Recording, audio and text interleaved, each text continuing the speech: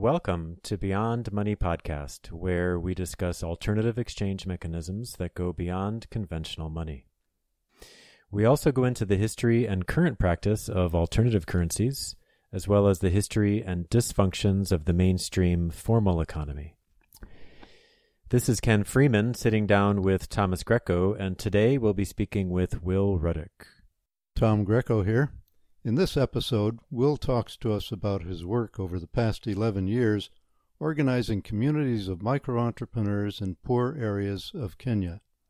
Central to his work has been the creation of community currencies that have enabled greater amount of trading and utilization of productive capacity in those communities. Recently, Will and his associates have been implementing digital forms of those currencies and networking communities together in a wide area exchange system.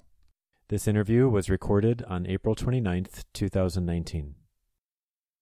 Okay, we're happy to have with us today Will Ruddick. Will is a developmental economist focusing on currency innovation. After completing graduate school and researching high-energy physics at the Stanford Linear Accelerator Center, he found his analytical skills and passion drawn to alternative economics and development. Since 2008, Will has lived in East Africa and managed several successful development programs in environment, food security, and economic development. He is dedicated to connecting communities to their own abundance and is an advocate for and designer of currencies for poverty eradication and sustainable development. Mr. Ruddick has pioneered community currency programs in Kenya beginning in 2010 and is founder of the award-winning Bangla-Pesa program. He consults on community currencies worldwide, and while researching with the University of Cape Town's Environmental Economics Policy Research Unit, Mr. Ruddick is also an associate scholar with the University of Cumbria's Institute for Leadership and Sustainability. His specialties are program development, research, data analysis, agent-based modeling, computer simulations, monitoring and evaluation, complementary currencies, informal settlements, and environmental programs and cooperatives. Welcome, Will. Thanks, Tom. Good to be here. Will, we first met, I believe it was in 2010, when we were both visiting Community Forge in Geneva, Switzerland. At that time, you were just beginning your work in Africa, and I was quite impressed with what you had to tell me about your plans. And just as a matter of full disclosure, we should tell our listeners that I've become a member of your advisory board for Grassroots Economics, which you founded a few years ago. So can you give us some history and some background, what you've been doing in Africa since then? Sure. Well, that's a good place to start. I remember us walking around Switzerland talking about what would become Bangla-Pesa, and kind of what got me there was a program I did before that was called Eco-Pesa. And so in this case, I mean, to put it really, really simply, I printed a bunch of pieces of paper that were denominated in basically change in Kenyan shillings. And I went into networks of businesses through just kind of walking around slums and meeting the elders and chiefs and kind of describing the concept, and then meeting with these the local businesses and kind of putting together little brainstorming meetings. And eventually we had sort of like 75 businesses come together, and each of those businesses started with like 50 cents worth of vouchers, little pieces of paper, and they could trade them amongst each other. I mean, 50 cents is like buying half a kilo of flour or maybe two meals, rice and beans kind of thing. That's a remarkable accomplishment that you were able to recruit very quickly 75 micro-entrepreneurs to be part of this system. I'm trying to understand how you managed to do that, because in the context of the first world, that's pretty difficult. Yeah, I guess that is one of the main things that's unique of being out here in Kenya, is that we're dealing with huge informal sectors where, these people aren't really paying taxes. I mean, slums are a very distinct community as well within Kenya, but even in rural areas, people are kind of living at some level of subsistence. What businesses there are tend to be single proprietorships.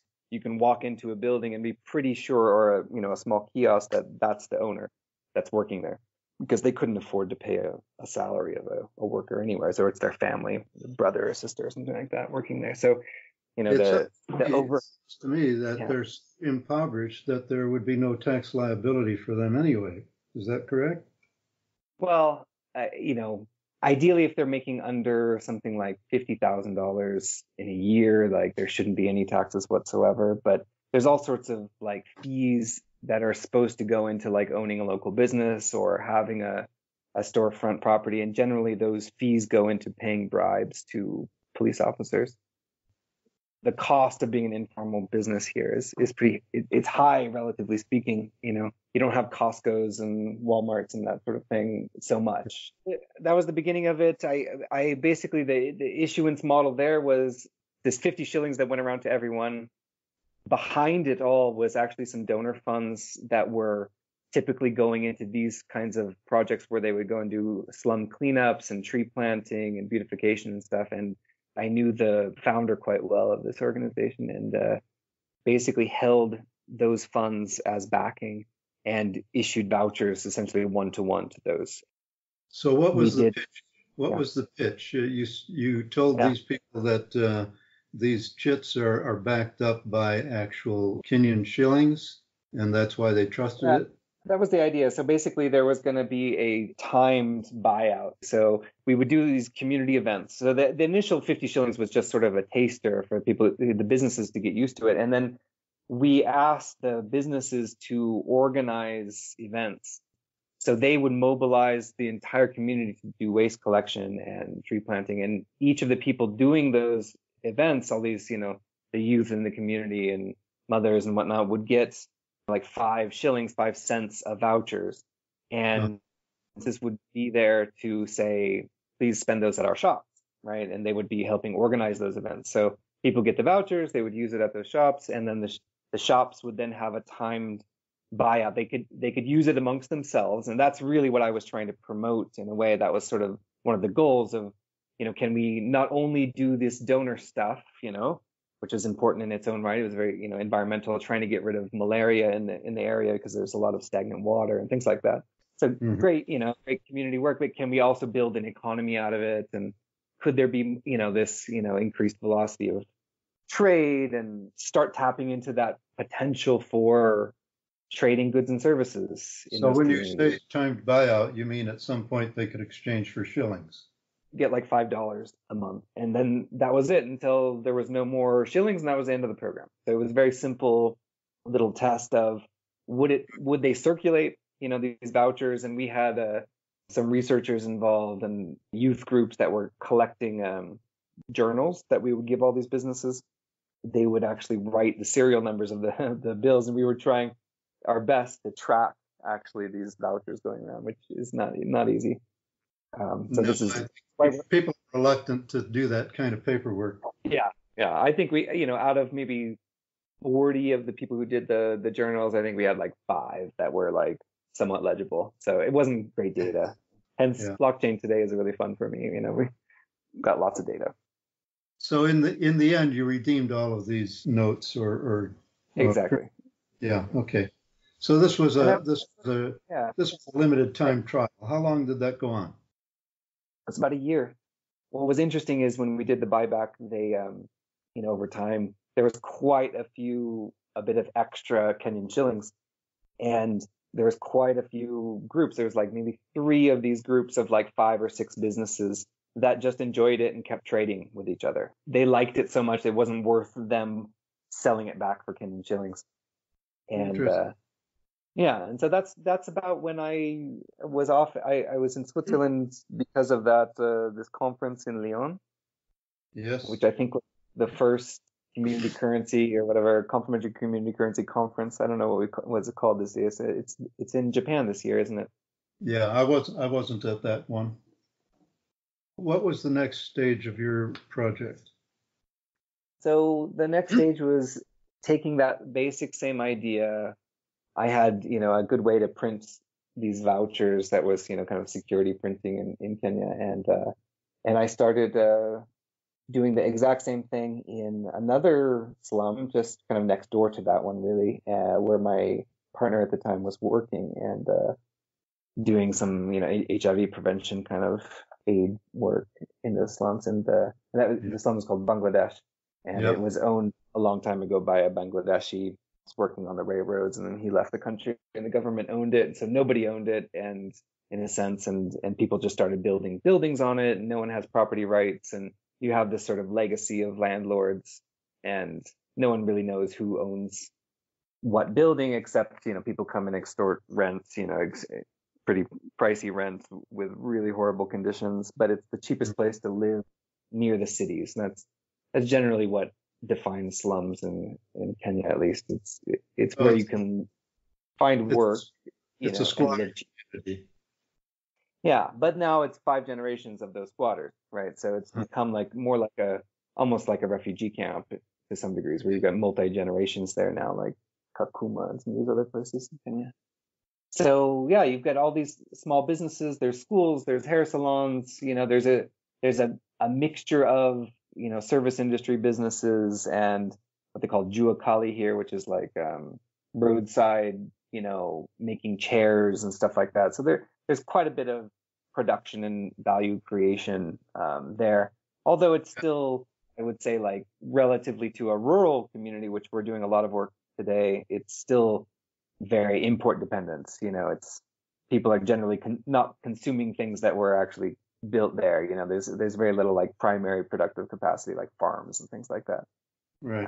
And so we did basically the same thing. I went in and started meeting with the elders and businesses, and in this case, we basically I came in and just said, look, here was the program I did, and we had some of the people from Ecopesa come and talk about what was effective there, and generally all these the next communities, they all kind of train each other, so it really helps. I don't do a lot of having to explain myself. I just the communities kind of teach each other. So the idea was, well, look, we don't have donor funds in this case, okay? I didn't have access to that, and I was also really wanting to get into this kind of mutual credit concept, right? And so the idea was that you guys are going to create vouchers and you're going to back them yourself. They're vouchers for your own goods and services. And so each person's going to get, this time it was like, well, we've done a lot of different things. And originally it was like you would get 200 shillings worth, which is like $2. And then another $2 would go into a community fund that everyone could vote on, community service activities.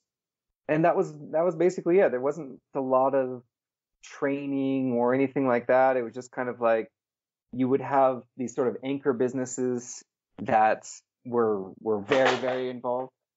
And then you would have, people basically joining, getting more of these vouchers. And, we didn't have a huge supply of them.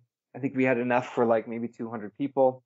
And within about 3 months, there was a whole bunch of chaos with the Central Bank of Kenya, and they were using it a lot. It was actually really fun to watch, that community kind of thrive in that way. And okay, let me stop you there and ask a question. So if I were a micro entrepreneur participating in this project, I would be allocated 200 Bangla-Pesa, but I would be liable for 400. Is that correct? Yeah. Exactly. Some people might say that's a 50% tax. How did that go down with the participants? I know a lot of good was done with the other 50%, and you say that they voted themselves on which projects would be funded. So in a sense, they were getting their money's worth. But how did that all work out? Were there any problems with that? I don't think they even perceived it at all in that way. The idea was that, $4 worth per person is very little of their excess capacity.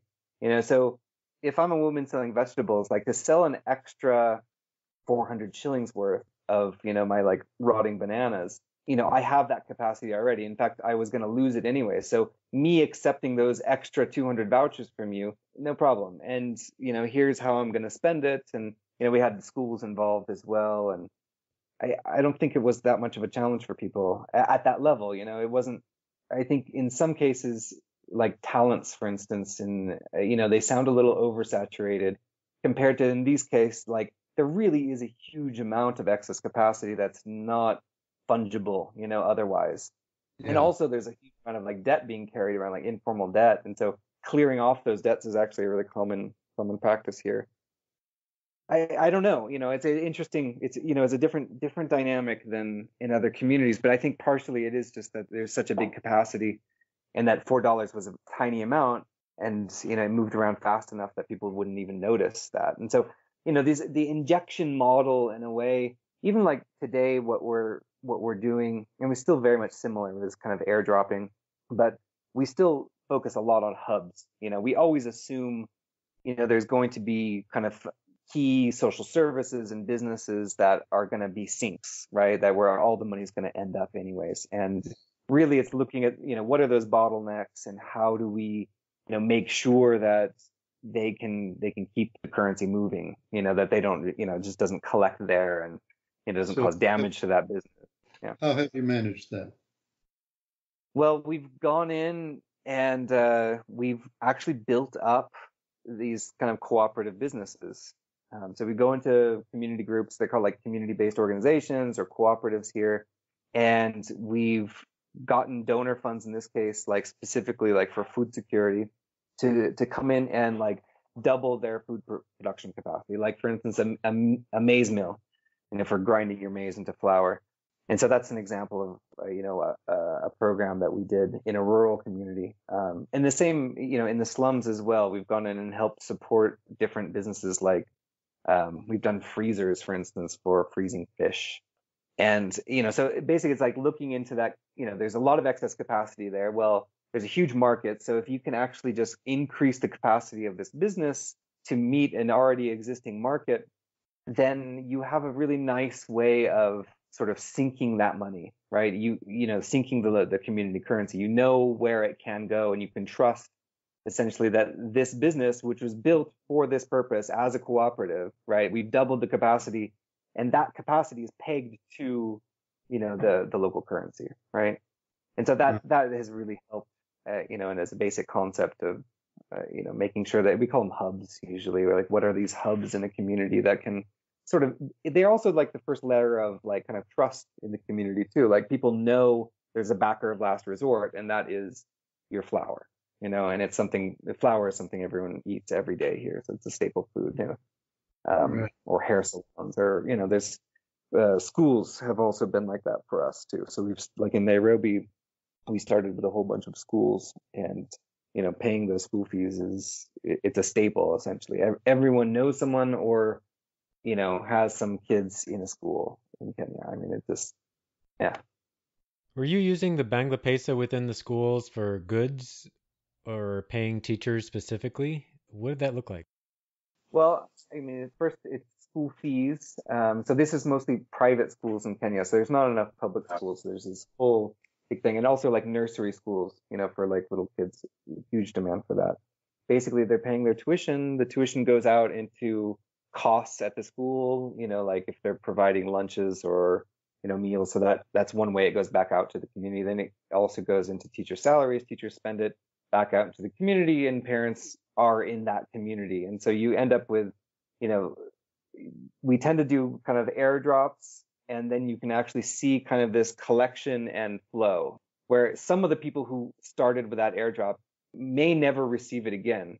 That's part of the work we do. We call it braiding, right? So we're braiding together all these businesses in the community. Can you imagine like two businesses, or like a parent and a teacher, right? We want them to be appropriately braided together, which means that the parent is able to spend something at the teacher's place, and the teacher is able to manage to find some way of paying that parent. Maybe that parent has nothing to offer the teacher directly, right? This is not one-to-one barter, but he has something to offer someone else who has something to offer somebody else. And can we pull that cycle together? And once that's been braided, like every day, they're trading, or every month, there's this cycle, then we bring other people into that braid, right? And it gets thicker and thicker, and we're kind of building this rope, and that's sort of how we picture this, is in a way of like kind of developing the social services, in a community. You're right. You're just, you're sort of redirecting flows until they form this kind of stable ring of food, nutrition, education, healthcare, water, all these basic needs. Yeah. Yeah, well, I refer to that as closing the loop of reciprocity. The problem is when you allocate currency or credits to individuals or companies that do not reciprocate. If I spend a currency that's allocated to me, then it's my obligation to accept it back again later on for something of value. Yeah, I mean, we tend to get like rates in terms of new users joining. I mean, it really depends on how they were enrolled. If they're enrolled like through a friend and they're trading with each other already, that tends to be our best situation. When we do sort of like mass enrollments, it really just doesn't work very well. Like you kind of have to be brought in, and that braiding process is kind of important. But for $4 worth of these tokens, again, there's like that's a small cost to establish creditworthiness if you think about it, right? Yeah. Well, the question is it scalable and how? So instead of printing pieces of paper and trying to, train everyone in the way we've done in the past, what we're doing now is that anyone can enroll with their phone, and they can enroll their buddies and businesses that they trade with, and they get little enrollment bonuses for doing that. And so we're trying to basically move grassroots economics more and more out of the picture. We're sort of a back end. We come in and do kind of trainers of trainers at the beginning. So local community groups kind of set up these programs themselves. We've only got a staff of like 4 people. Basically, they go out and train them, and they use this platform on feature phones, so with no internet, where they can sign themselves up, they can sign up their friends, they can trade with each other. There's a rudimentary directory system, so they can advertise what they're selling. And so we're really just trying to bypass that need for me walking around the community for a year. Okay, the big question for me is how much currency is allocated to each person that signs up, and on what basis is that determined? Right now, we basically create a certain amount of reserve, and that amount of reserve in the community, in terms of the local currency, we've just basically taken the number of households and multiplied by 400. So that's the initial amount in that community. So basically there's that pool, and it's up to the community to decide how best to allocate that pool. They can enroll their buddies, their friends at 400 each until that pool is gone right now. And that's, the first level of allocation is, like as simple airdrop as we can possibly do into the businesses of that community and let them manage it themselves. Has this management process been effective? I would say, different communities, it's more effective than others. And, so far, actually, like the spread in rural areas has been almost like 10x the spread in urban areas. And generally, I attribute that to everyone speaks the same language. There's more trust in the community, and there's a lot less cash also. I mean, like poverty in the cities is much different than poverty in rural areas. It's, people are walking 10 kilometers to go fetch water, and there's really lack of any sort of services there. And this sounds like a good sociological study for a graduate student in sociology. Yeah, for sure. I think there's many PhDs and master's theses waiting to happen there. I mean, and this is the thing. It's like you're creating some sort of tool. Different communities end up using it in completely different ways. We've had some that are starting to go into like mosques and madrasas on the coast where it's very Islamic, and use it as like a more like holy version of money. There's no interest involved, like for Ramadan, Zakat. And we have others ones that are using it more for, in churches, for instance, for the tithings. Also, like the different groups that start it, it's very important because there's still this strong element of sort of social magic. It reminds me of like in different concentration camps, there would be completely different economies. You would have some that were sort of gifting economies, and others that became totally capitalistic with their matches and cigarettes and things like that. And prisons are too. But so it's very interesting to see how that pans out. I mean, what's nice about where we are in terms of scalability right now is that we can basically just offer these tools. I mean, we're close. By the end of this year, we'll kind of have a much more open platform that anybody can use, kind of like CES in South Africa. And but right now it's still, there's still a lot of development. We're adding voting systems right now into the system. So basically, we're trying to copy all of this, these concepts of cooperative voting and whatnot into the same basic interface as the payment system. We're using USSD, which is a technology that's based on a telecom, and so we can serve these little menus, and the menu, it's like select one to send, and then you enter the phone number of who you want to send to, and then you enter.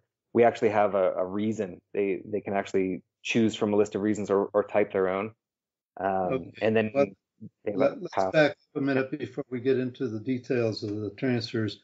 So you have replicated basically the Bangla-Pesa project in how many different communities? Well, okay. I mean, it's a stretch to say replicated. I mean, there's definitely, there's been a lot of changes along the road. Okay. Like more focusing on hubs and all that kind of stuff. But we're in I think 11 right now. And right now we're just, I mean, there's so much, we could grow that much faster, but we're still basically finalizing a lot of the technology and, making sure that, all the systems are working really well, and also just, doing a lot of testing, getting feedback from the community. We actually have a Danita funded research grant for the next few years to really do a lot of ethnographies and things like that. Excited to kind of see, as much as I feel involved and I think I know what, why, and who, I'm always surprised. It's always kind of fun to hear, how someone thought it was and used it. And even just combing through the data, which we do a lot of, that you find these kind of outliers and you're saying how and why did that person trade 14 times today, and doing some investigation and figuring out what was it that happened, and is this person paying off debts? And so there's a lot of even statistical analysis that needs to be done, and it's actually pretty overwhelming, all the work that needs to be done. There are a lot of grad students out there these days that are excited about this stuff, but it's still we have about 2,000 people right now, and we've got maybe about 500 trades a day out of 2,000 people, and so 500 trades a day where you have the data of kind of essentially what's being bought and sold and how are they trading with each other and all this stuff. It's a really, I've done these simulations for years, and the reality is always more shocking. You imagine people trading patterns are real, and they kind of are. The same woman buys the same tomatoes every Tuesday. It's not that different, but you start to see all these kind of different emerging phenomenons, and when something breaks along a path, what's the mechanism that we have as a society to sort of fix that thing? So if this woman's business goes out of business because her son broke her leg and she had to spend all the money for the hospital, what happens around that? Is there sort of a scab that's formed in a way, and how does the economy react around it and shift its paths and stuff? So I think network analysis is a really big interesting topic, and Right. yeah, I love this stuff. To me, this is by far the most interesting thing I could possibly think of doing, and this is sounds very exciting. So you're recently moving the operations from paper to electronic, and trying to network together the 11 or so communities that you have. Can you give us a rundown on that? Okay, so I mean, we've got about 2,000 people so far, businesses and schools and teachers that are using the system and signed up, and the actual amount of paper that's still floating around those communities, we have really, it's even hard to estimate. I mean, hopefully we'll have a study this year to try to see how much is still floating around. Do you have a plan to call it in at some point? No. As long as it's useful, people will continue circulating it. So I sort of see it as sort of a cash and credit sort of situation in a way where there are still a lot of people that do not have cell phones. And so at least they can still be trading with each other. I mean, per household, there's pretty much always, a phone these days, maybe two phones. But still, you end up with 19-year-olds that don't have a phone for some reason, or people lose their phone. So it's still nice to have paper around. I've been looking at different solutions for like doing QR code based sort of ATMs, like basically printing cash on the fly kind of thing. But I think we're pretty far off from that. Well, that reminds me of what they do in the gambling casinos these days.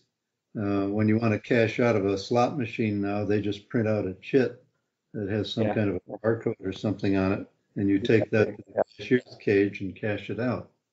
Right. And it probably expires, like that chip is only valid. Yeah. So we could do something like that.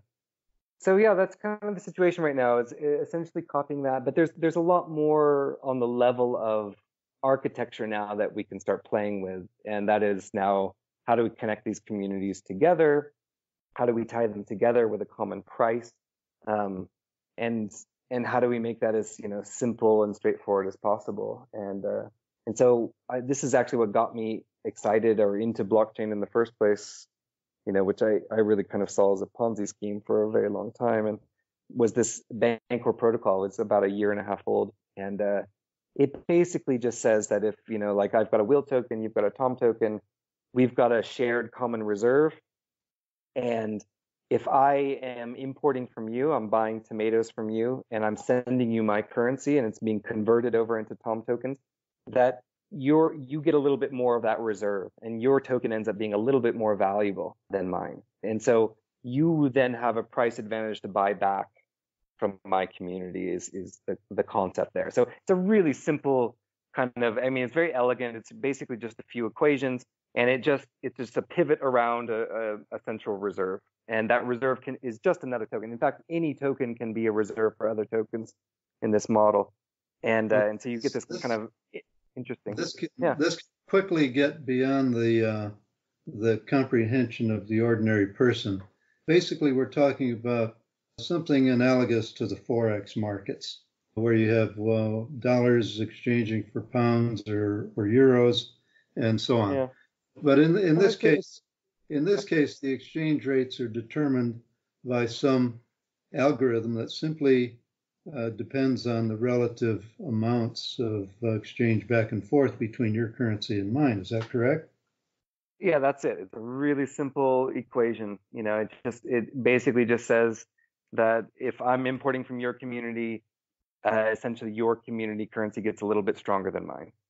In those equations, there's a lot of adjustment that can happen in terms of like how fast you want it to scale, right? They could stay 1-to-1 for 10 years, or they can adjust quite rapidly to each other. And so it's a little bit of like looking at a trade deficit, right? So if, let's say I have an IOU from you, Tom, but I know I'm not going to see you for, X amount of years. Is there a system for clearing those credits with other people rapidly?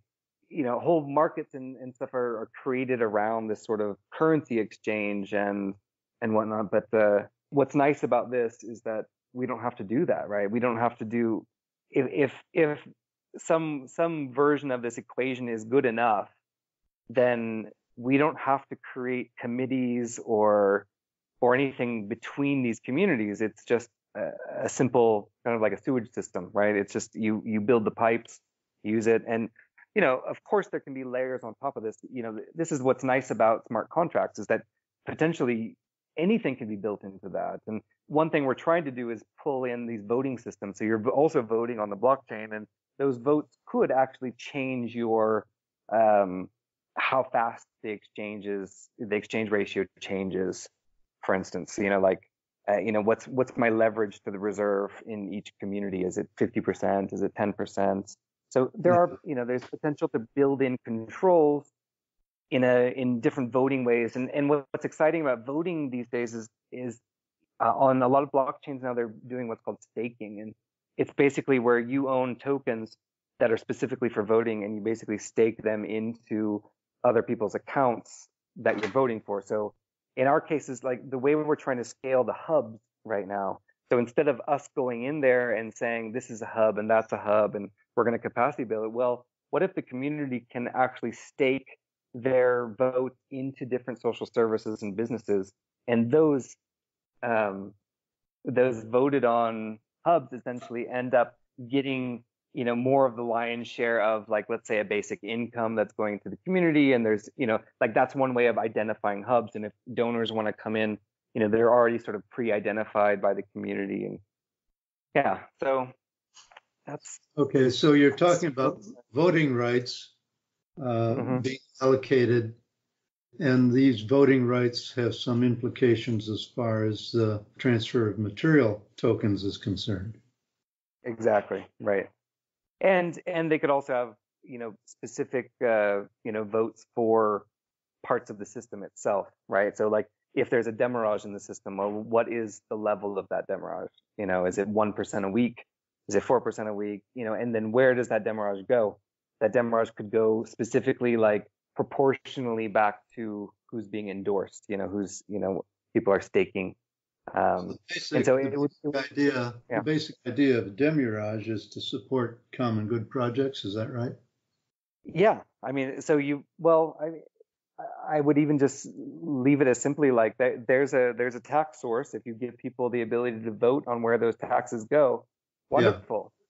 Yeah. This is much closer to any like going to a rural village and giving a woman who sells tomatoes the ability to actually vote from her home without being coerced or anything like that, and letting it being anonymous. No one can bother her for that. So it's a developmental project for building democracy and community as well as economic well-being. Yeah, exactly. I mean, this might actually be a much more exciting outcome for me, anyways, than the currency itself. Because in a sense, I just see the currency as just defining these social services, like defining the structure and the flow of resources into our social services. Like, to me, I see it kind of like building a very nice sewage system, right? And as much as once those sewage systems are built, they're not all that interesting, unless you want to be a sewage engineer. Like, and so for me, like the currency system is there to develop that basic infrastructure for all the social services, basic needs, and making sure that like we don't need humans essentially making profit off every step of bringing a tomato to someone's mouth. Just like you don't need someone profiting off of where does your sewage go.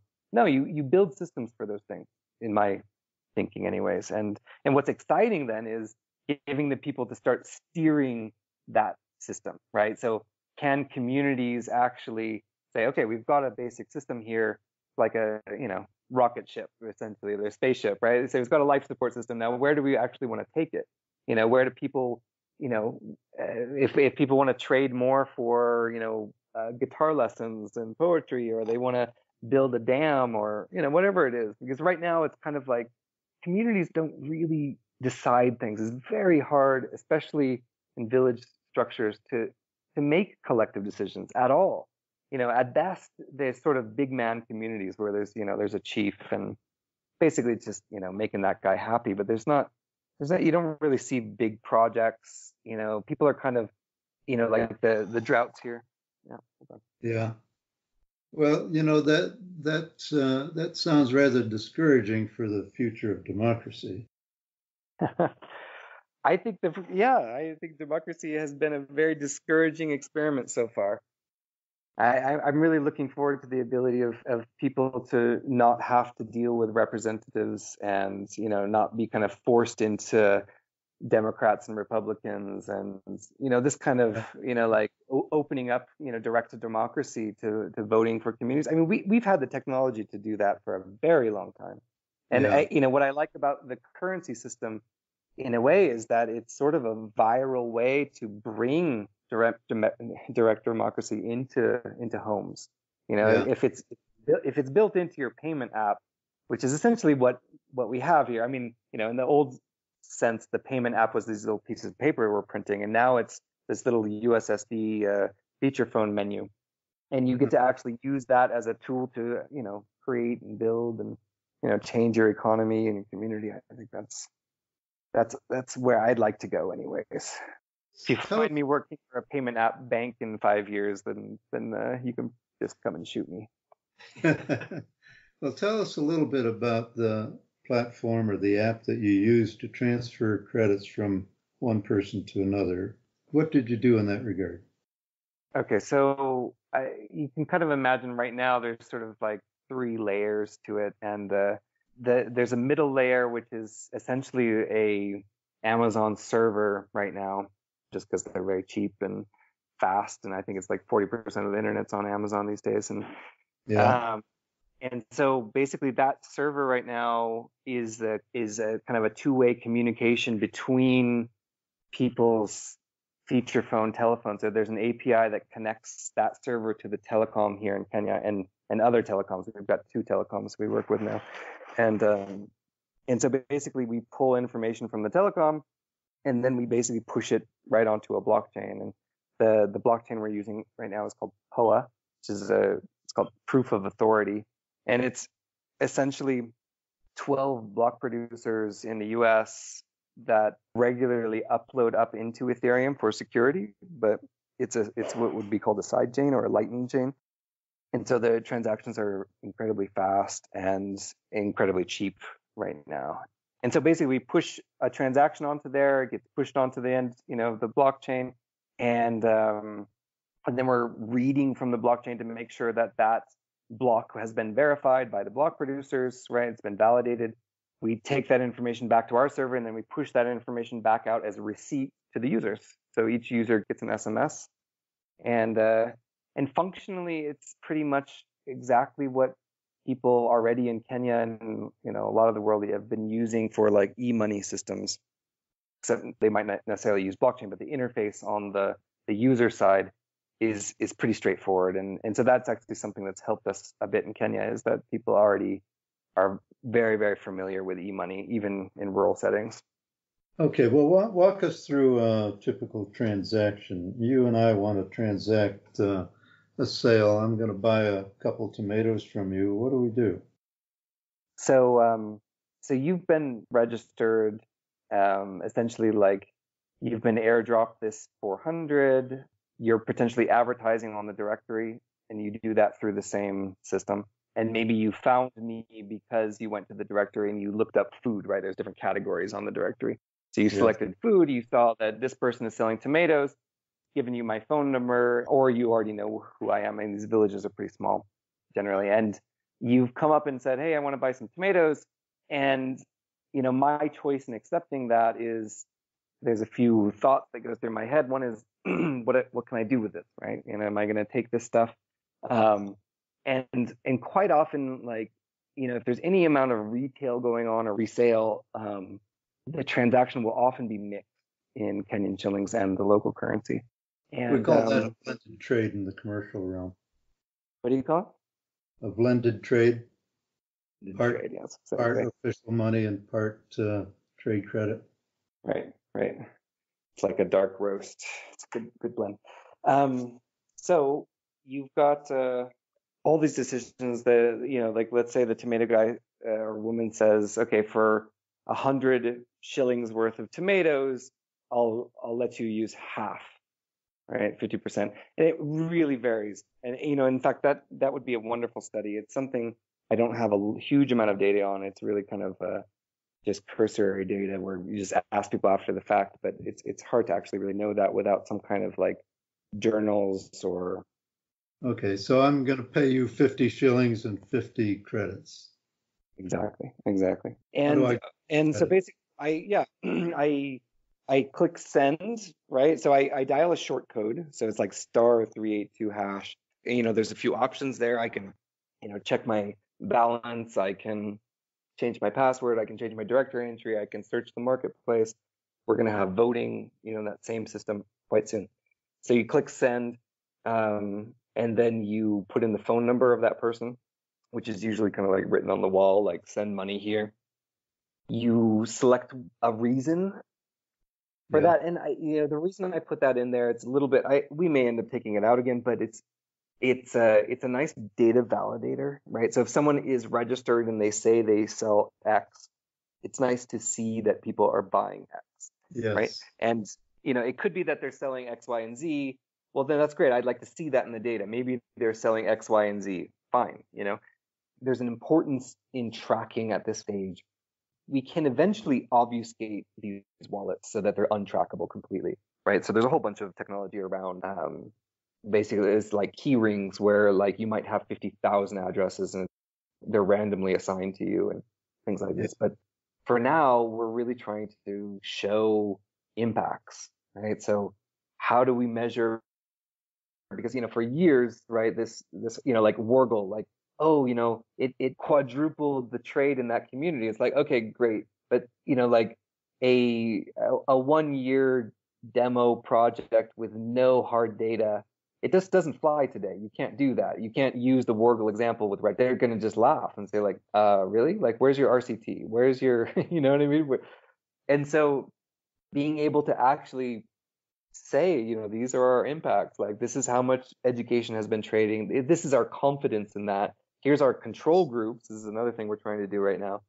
And, here's universities coming in with surveys and all this kind of stuff. So that's really kind of the project for the next 3 years right now is, okay, we're working on the basic system, we're getting more and more people to use it.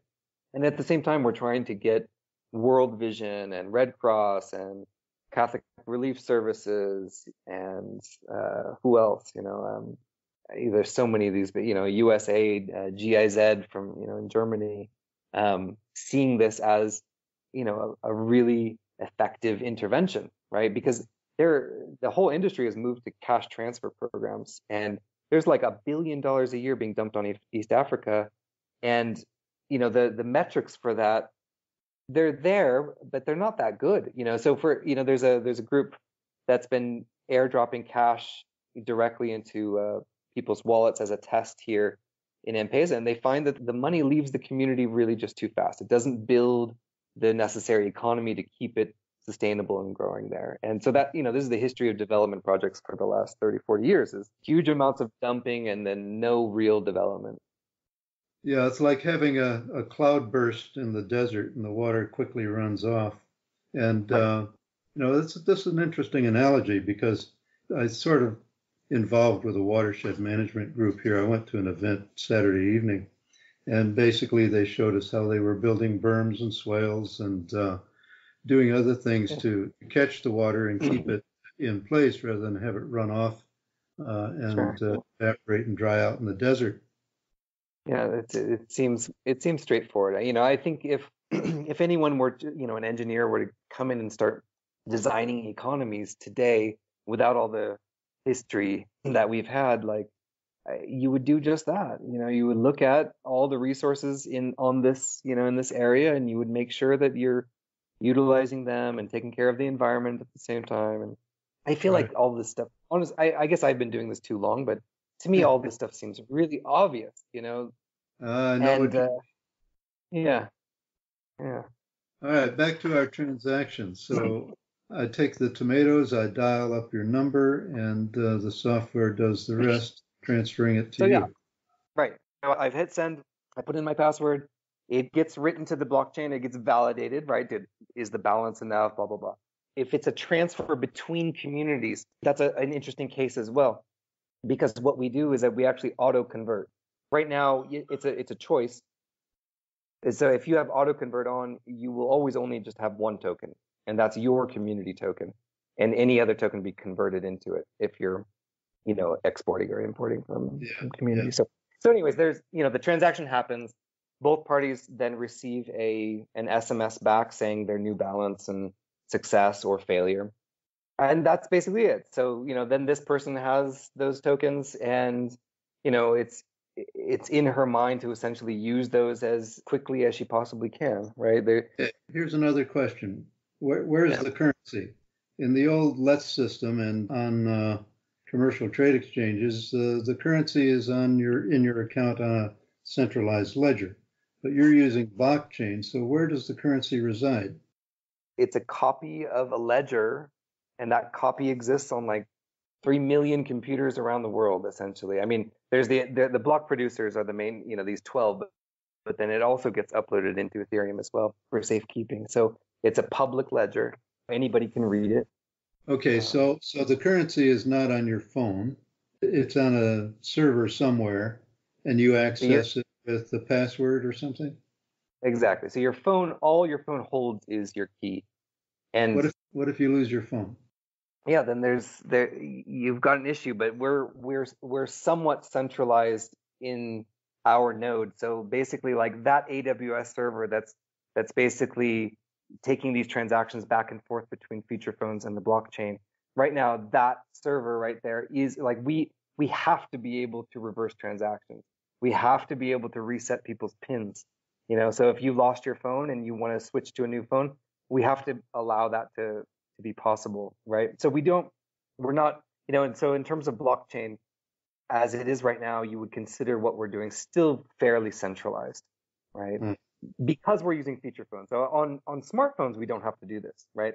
The smartphone can hold all the information themselves, but on a feature phone, it can't, right? So I'm clear on the difference between the two phones. Can you explain that? A smartphone is, like running Android or an iPhone, right? It has access to internet versus a feature phone, like your little button pushing phone from 20 years ago. And that little button pushing phone really just, we don't have the ability to store a blockchain private key on that phone. And so we're managing that process, and we're probably stuck doing this probably for the next 5 to 10 years. Like even India right now, there's like 40% smartphone penetration, so it's not enough. In Kenya, it's much worse. And so, but I can see the state at which, even that level of centrality won't be needed anymore. Yeah. But yeah, it's a lot of, in terms of payment systems, it's a lot of copy and paste from what people are used to in terms of payment systems. Although in Africa, there's a huge amount more e-money going on in different ways that you probably, the interfaces you're probably not as used to in terms of, you probably got swipe cards but so this is the thing of of Kenya, it was one of the first countries in the world to pretty much fully adopt e-money, and it's all done on feature phones, and so like for the last, I've been here for 11 years now, and it basically started when I arrived, and it's ubiquitous. No one in the country does not know how to use this, or they're, or don't have a daughter or a brother who can teach them, kind of thing. It's just, it's everywhere. I've heard of the M-Pesa electronic currency. Maybe you can tell us a little bit about that. Well, so that's just it's just a money transfer tool. So it's like a remittance tool originally. Like it was cheaper than taking the bus, right? So if I want to send money to my grandma who lives in 2 cities over or something, the transaction fee is, at its lowest is 10%. So for every dollar, you're actually losing 10% to the telecom company, right? Wow. It's huge transfer fees, and yet that's still way cheaper than taking the bus, And so that's how it started. And actually, even there was a stage before that where people were trading airtime. And that airtime, their airtime credit, it's all prepay here, right? So you buy credits to use your phone. Yeah. I think it's a much better system than freaking Verizon and those kind of things. But and they were trading those and it was actually being used as a currency. And they saw that happening, and they said, well, why don't we just create a credit for people? And the de facto, the credit, the backer of last resort was still buying airtime, right? So you have a very simple little interface. You can load it up with cash, or nowadays you can do you pay the government. It's fully integrated into the government, right? It's actually parastatal. I think government owns something like 10% of it now, and you can buy your airline tickets. You can pay your water bill. This is the company Safaricom, right? That did this. Yeah, and I think they're majority owned by Vodafone now, so they're not even really local anymore. But anyways, yeah. So basically, the idea is, I'm in Nairobi. I'm making some money in a regular job. I want to send some money to my mother who lives 100 miles away in a different town. So I buy some M-Pesa from the telecom. Then I send it to her feature phone. Yep. in her place 100 miles away, and she can Yep. go somewhere and cash it out. Where does she go to cash it out? Well, okay, so originally there was, and there still are, there's like M-Pesa kiosks all over the place, and those are run as little brokerages, right? So they take a cut for cashing it out for you. But Uh-huh. today, there's so, people rarely cash out actually anymore. I mean, it depends, like at the village level, they're probably cashing out quite a bit more, but in the cities and stuff like that, there's a huge just flowing economy. I mean, I think it's a good percentage of the GDP of Kenya. I can't remember right now. I want to say something like 40% of Kenya's GDP is flowing around on M-Pesa right now. Yeah, so they And just use electronic currency to pay each other instead of cashing out paper. right. Yeah, And they've also started issuing loans, the telecom right? is? And so they basically just created, yes, yeah. Wow. And so they basically Are they just running it? recreated a whole little currency system, essentially. Yeah, is the They're telecom running into any opposition from the banks in doing that? they partnered with several banks, but one in particular that it's owned by the president. Uh, And so yeah, uh-huh. that's how it works. Very interesting. Okay, so we could do the same kinds of things with alternative currencies as they're doing with conventional. Right. And we don't have to charge 7% interest a month and, yada, yada. I mean, we can design these things. I mean, it's fun to see a telecom going and designing that. And, by God, they've actually changed Kenya a huge amount, even with all their fees and whatnot. I mean, it's worth it to the Yeah. community here. It is. I mean, the poorest people in the world are using it on a daily basis. Like it must be worth it. So Although, it sounds like the biggest innovations in currency and exchange are happening in the third world, especially in Africa, rather than in the first world. yeah, for sure.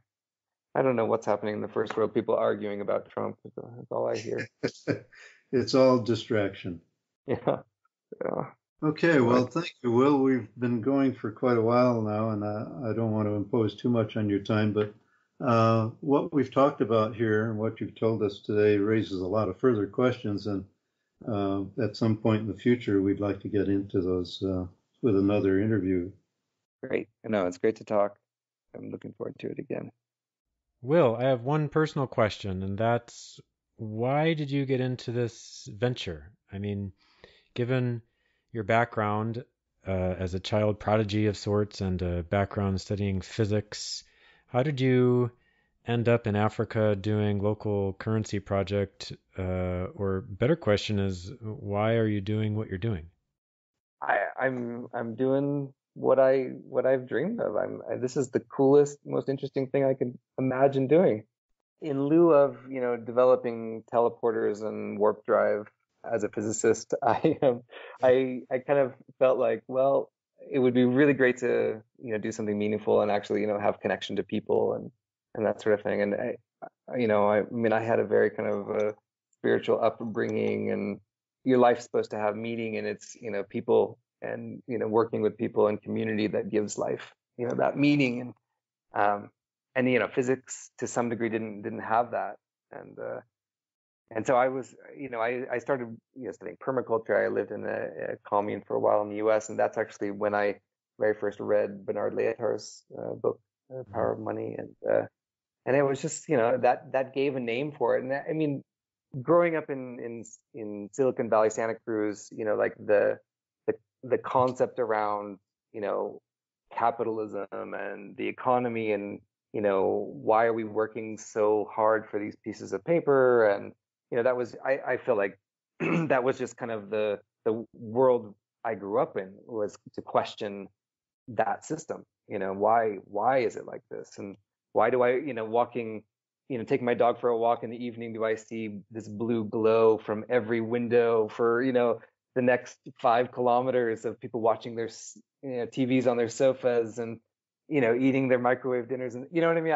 I felt like I was trained to see the world as somewhat surreal and a strange choice, and that we all could just sort of choose something different, but we don't. And why don't we? Why don't we choose to live our lives in different ways? There's all these examples of how we could do that. And And so money, as this sort of prison in a way, like this, it's like just, that I feel like that was always just obvious, to anyone I would ever talk to as a kid, that of course this whole system is completely made up, and it's benefiting the few elite, and it's just it's a handful of choices is all it is, really, and we're so locked into it we can never choose something else. And so I think by that time I was moving from physics into economics in a way already. I was doing this kind of agent-based modeling, and I was getting really excited about it in general, of just using these physics simulations to model economies, and then hearing about this concept of local currencies, and that you could sort of design these things, and I started feeding that more and more into the models, and so I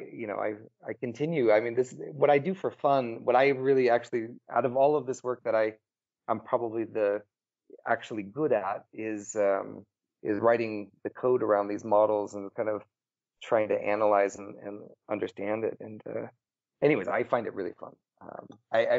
That's a realm where I also need a huge amount of help on.